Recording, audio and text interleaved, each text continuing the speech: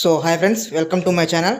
So ఈరోజైతే మనం కరువు పని డబ్బులు అంటే ఉపాధి హామీ పథకం డబ్బులు అకౌంట్లో పడ్డాయా లేదా, ఎంతవరకు ప్రాసెస్ అయింది, మనకి ఎంత అలౌట్ అయింది అనేది మనం ఎలా చూసుకోవాలనేది అయితే ఈ రోజు వీడియోలో అయితే మనం చూద్దామండి.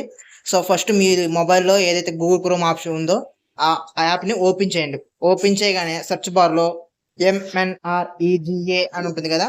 సో ఇక్కడ స్పెల్లింగ్ చూసుకోండి, MNREGA. అదే అలా టైప్ చేయండి. అలా టైప్ చేసి ఎంటర్ చేయగానే మనకి ఫస్ట్లో మహాత్మా గాంధీ అని ఇక్కడ వెబ్సైట్ చూపిస్తుంది కదండి. దాన్ని అయితే ఓపెన్ చేయండి. దాన్ని ఓపెన్ చేయగానే ఇది వేరే వెబ్సైట్కి రీడైరెక్ట్ అయ్యి కొంచెం అయితే టైం తీసుకుంటుంది, మీరు వెయిట్ చేయండి. సో గైస్, వెబ్సైట్ అయితే ఇలా ఉంటుంది. మీకు ఇంటర్ఫేస్ అయితే ఇలా ఓపెన్ అవుతుంది దాన్ని ఓపెన్ చేయగానే. సో ఇక్కడ కొంచెం కిందికి స్క్రోల్ చేసుకోండి. ఇక్కడ కిందికి స్క్రోల్ చేస్తే సెలెక్ట్ స్టేట్ అని ఉంది కదండి. సో దాన్ని అయితే క్లిక్ చేయండి. దాన్ని క్లిక్ చేయగానే మనకి ఇండియాలో ఉన్న అన్ని స్టేట్స్ కూడా చూపించడం జరుగుతుంది. సో మీది ఏ స్టేట్కి చెందిన వారైతే ఆ స్టేట్ని అయితే సెలెక్ట్ చేసుకోండి.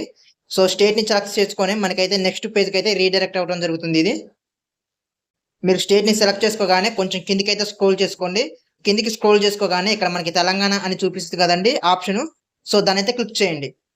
దాన్ని క్లిక్ చేయగానే మనకైతే ఇంకో పేజీకి మనం తీసుకెళ్ళడం జరుగుతుంది. సో ఇది ఏంటంటే డిస్ట్రిక్ట్స్, మనం సెలెక్ట్ చేసుకున్న స్టేట్ ఏదైతే ఉందో దాంట్లో ఉన్న అన్ని డిస్ట్రిక్ట్స్ కూడా మనకి ఇక్కడ చూపించడం జరుగుతుందండి. సో మీరు ఏ డిస్ట్రిక్ట్ చెందిన వారైతే ఆ డిస్ట్రిక్ట్ని అయితే ఇందులో ఎంటర్ చేసుకోండి. అన్ని కొత్త జిల్లాలు అయితే ఉండడం జరుగుతుంది.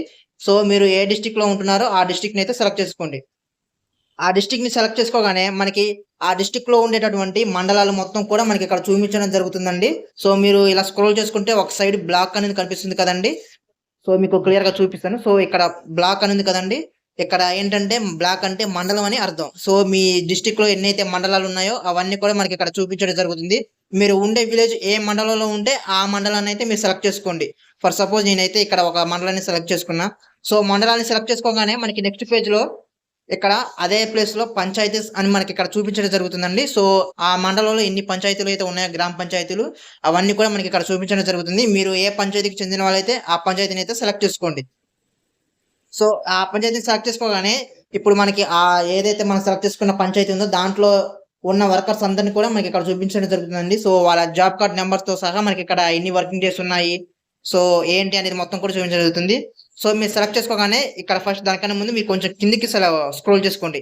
ఇక్కడ మనకి R3 వర్క్ అని ఉంది కదండి.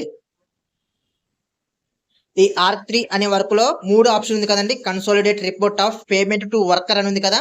సో ఆ ఆప్షన్ అయితే క్లిక్ చేయండి. ఆ ఆప్షన్ క్లిక్ చేయగానే సో ఇక్కడ మనకైతే మొత్తం డీటెయిల్స్ అన్ని చూపిస్తున్నాయండి. ఆ ఊర్లో ఎంతమంది వర్కర్స్ ఉన్నారు, ఎంతమంది ఎన్ని రోజులు మనకైతే పనికి వెళ్తున్నారు, వాళ్ళకి ఎంత అమౌంట్ అయితే శాంక్షన్ అయింది అనేది మొత్తం కూడా ఇక్కడ చూపిస్తుందండి లిస్టు. సో ఈ లిస్టులో మీ పేరు ఎక్కడ ఉందనేది అయితే మీరు అయితే చెక్ చేసుకోండి. అలాగే మీరు ఎన్ని రోజులు అయితే హాజరయ్యారు అనేది కూడా ఇక్కడ మనకి చూపిస్తుందండి. ఎన్ని రోజులు వెళ్ళారు కరువు పనికి అని చెప్పేసి. సో ఆ వెళ్ళిన రోజులకి మీకు ఎంత అమౌంట్ వచ్చింది అనేది కూడా ఇక్కడ చూపించడం జరుగుతుంది. సో ఈ లిస్టులో మీరైతే మీ పేరు అయితే ఎత్తుక్కోండి.